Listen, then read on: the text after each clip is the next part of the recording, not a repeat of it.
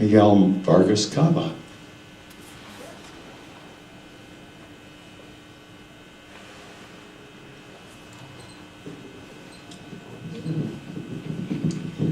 Good evening, ladies and gentlemen.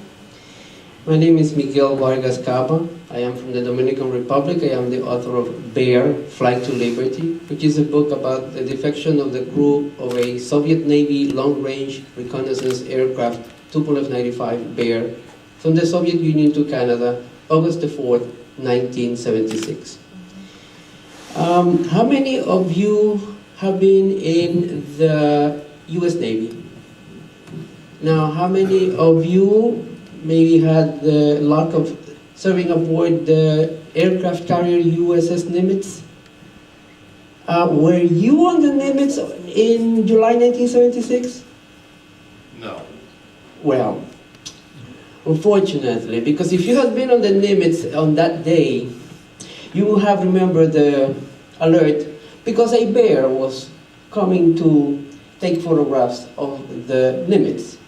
And this photograph was taken on that occasion. And I will read an excerpt of my book, which is precisely when Soviet Bear, Red 67, made that overflight and took those photographs. This will be a recount of that incident as it was seen from the Soviet side. Red 67 arrived at the zone where, according to the latest reports from Severomorsk, the American aircraft carrier was sailing. Local time 0800. Visibility 10 to 15 kilometers. Sea waves 1 to 2 points. Alexei here, carrier by starboard, has two company. 2 cruisers, 2 destroyers, and one that looks like a tanker, informed the navigator from his observation post in the plane's nose. His binoculars confirmed what he had seen previously on the radar screen. The enormous white 68 over the bow deck identified the ship as the intended vessel. On the carrier's deck, its fighters neatly aligned. The pair of Soviet Bears approached the carrier group. Aboard Red 67, Pavel in the tail and Alexei in the nose, grabbed their high-resolution long-range cameras and snapped photographs of the ships, especially the aircraft carrier. This was the main purpose of their long flight from Kola Peninsula, USSR, to the North Atlantic Ocean. In order to obtain better images, Captain Makarov flew alongside the ship by starboard. Turning around, the plane once again flew alongside the ship, now by port. Each time, Alexei and Pavel continued their task of taking photographs of the aircraft carrier and its escort, always followed by the F-4 Phantom interceptors of the former, trying to push it away from their mothership.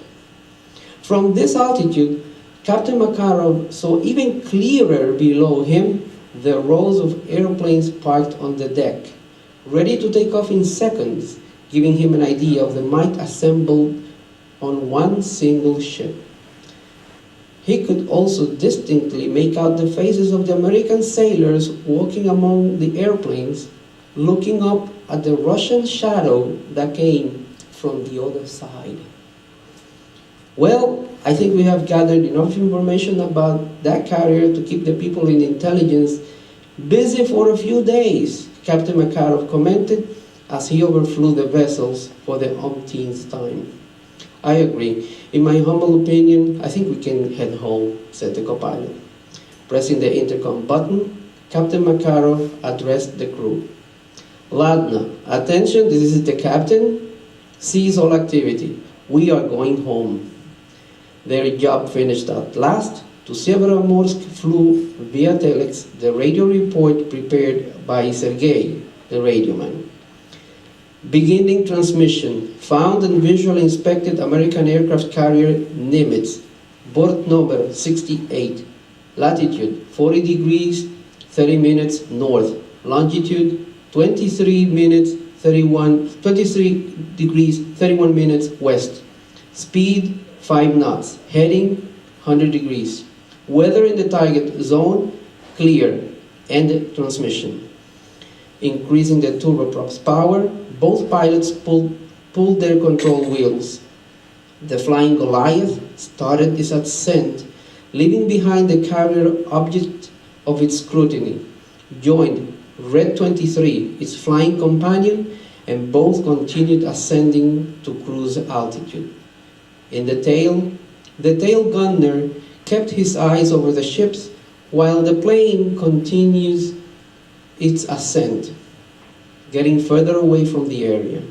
Soon, the fleet was nothing more than small spots, leaving a white wake on the gray ocean surface below. So, if you want to even, I had to make an excerpt very short of the mission that Red 67 accomplished over the Nimitz on that July day, 1976. But if you had been there, this is what you would have been seeing, this plane flying over that aircraft carrier. And in my book, Bear, Flight to Liberty, you will be able to read how life was in a Soviet Bear base during the stagnation days of Brezhnev regime in the Soviet Union, and why this gentleman decided we can't take this anymore, we gotta get out of here. The Soviets always denied it, but haven't they denied other things even to this date? Thank you.